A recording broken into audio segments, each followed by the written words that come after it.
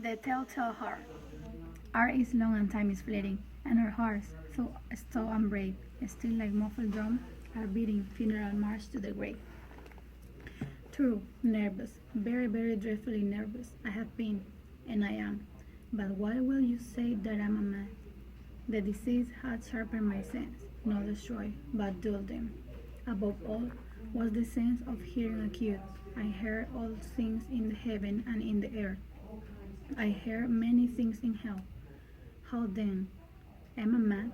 Hearken, and observe how healthily, how calmly I can tell you the whole story. It is impossible to say how first the idea entered my brain, but once convinced, it haunted me day and night. Object there was none, passion there was none. I loved the old man. He had never wronged me. He had never given me an insult. For his gold I have no desire. I think it was his eye. Yes, it was this. He had the eye of a vulture, a pale blue eye with a film over it. Whatever it fell upon me, my blood ran cold. And so, by degrees, very gradually, I made up my mind to take the life of the old man, and thus rid myself of the eye forever. Now, this is the point. You fancy me mad? Madmen know nothing, but you should have seen me. You should have seen how wisely I proceed, with what caution, with what foresight, with what dissimulation I went to work. It was never kinder to the old man that during the whole week before I killed him, and every night about midnight, I turned the latch of his door and opened it. Oh, so gently. And then, when I have made an opening sufficient for my head, I first put in a dark lantern, all close so that no light shone out. And then I thrust in my head. Oh, you would have loved to see how calmly I thrust in.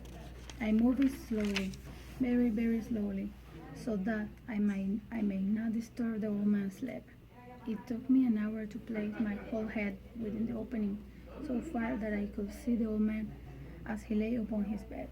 Ah, would a madman have been so wise as this? And then, when my head was well in the room, I undid the lantern cautiously, oh, so cautiously, for the hinge cracked.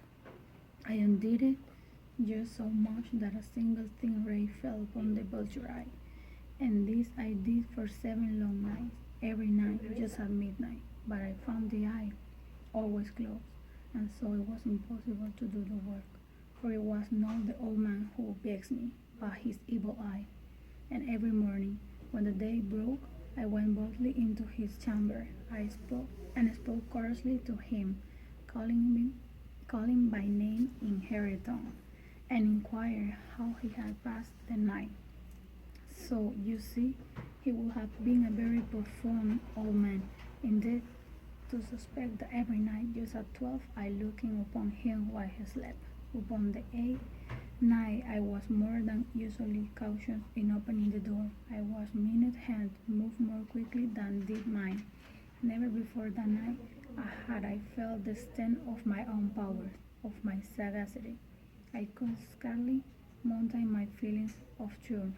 To think that I was opening the door, little by little, and the old man not even to dream of my secret deeds or thoughts. I fairly chuckled the idea, and perhaps the old man heard me, for he moved in the bed suddenly, as if startled.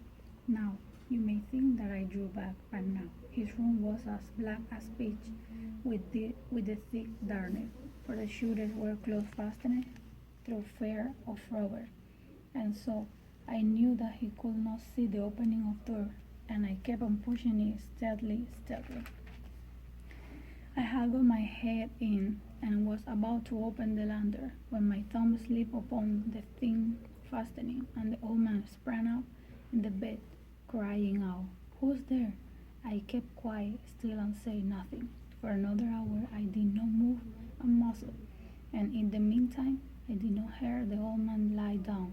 He was still sitting up in the bed, listening, just as I have done, night after night, hearing to death wash in the wall.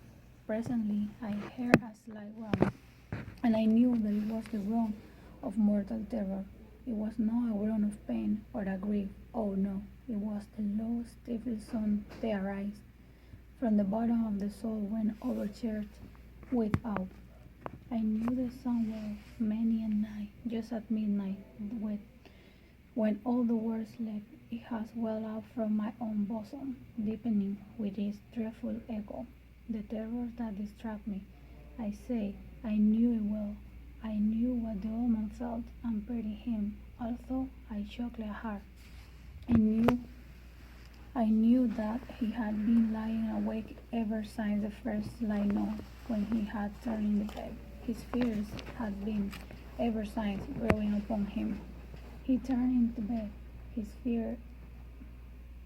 He had been trying to fancy them castled, but could not. He had been saying to himself, "It's nothing but the wine in the chimney. It is only a mouse crossing the floor, or it is merely a cricket which has